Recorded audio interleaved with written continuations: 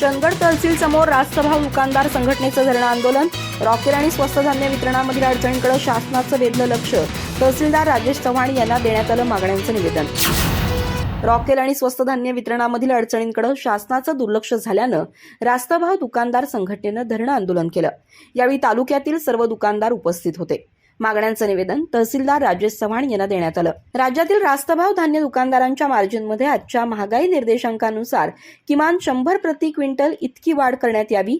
शासकीय धान्य गोदामातून येणाऱ्या धान्याची गोणी वजनात 50 किलोपेक्षा कमी भरत असल्यामुळे दुकानांमध्ये या गोणीचं वजन करून देण्यात यावं. तसे देण्यात येणारे धान्य हे स्वच्छ आणि निर्मेळ योग्य असावे. अस्वच्छ आणि खराब धान्याचा पुरवठा करण्यात येऊ नये. केरोसिन परवाना धारकांच्या मागण्या अडचणी समस्या यावर महाराष्ट्र राज्यात शासन स्तरावरून कोणतीही कार्यवाही आणि निर्णय घेण्यात आलेले नाहीत. अन्न नागरी पुरवठा मंत्री यांच्या उपस्थितीत 10 जानेवारी 2024 रोजी राज्यातील संघटनेच्या पदाधिकाऱ्यांची बैठक झाली होती. या बैठकीत राज्यातील स्वस्त धान्य दुकानदारांच्या मागण्यांबाबत सकारात्मक चर्चा झाली असून लवकरच त्याची अंमलबजावणी करण्यात येईल असं आश्वासन देण्यात आलं होतं. मात्र याची पूर्तता झाली नाही. दुकानदारांची शासन फसवणूक करतंय. त्यांच्या जीवन मरणाशी संबंधित प्रश्नांकडे शासन दुर्लक्ष करतंय.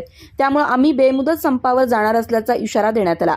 यावेळी संघटनेचे अध्यक्ष निंगाप्पा पाटील, रवी गावडे, बंकट फकीर, अंकुश गावडे, विजय देसाई, रामू गावडे, रघुनाथ पाटील यांच्यासह संघटनेचे पदाधिकारी उपस्थित होते.